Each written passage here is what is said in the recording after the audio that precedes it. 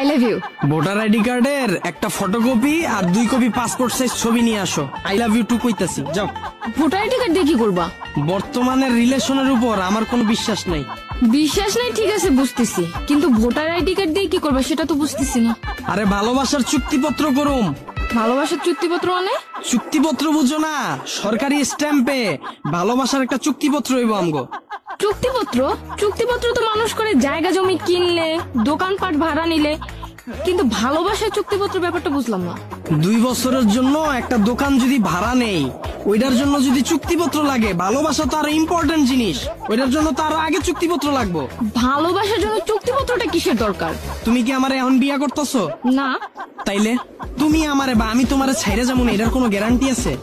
একটা দোকান যদি আমি 2 বছরের লেগে ভাড়া নেই, ওইটার যদি চুক্তিপত্র হয়, আমিও বিয়ার আগ পর্যন্ত চুক্তিপত্র থাকবো। বিয়ার আগ পর্যন্ত তুমিও আমারে বা আমিও তোমারে ছাইরা যাইতে পারবো না।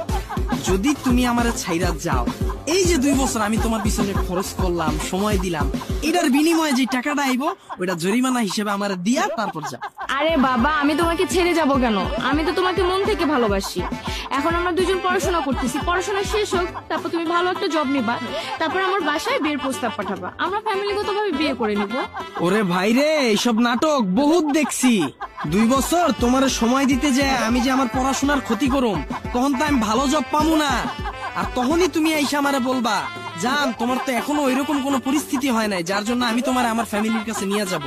আমার কালকেই বিয়ে, বাবা বিয়ে ঠিক করে ফেলছে। আর তখনই তুমি আমারে পল্টে দিয়া একটা ভুরিওয়ালা বড়লোক বুইরারে বিয়ে করে ফেলাবা। আর তখনই আমার এই ভালোবাসার চুক্তিপত্রটা কাজে লাগবে। যদি আমার ছেড়ে চলে যেতে চাও, জরিমানাটা দিয়া তারপর যাও।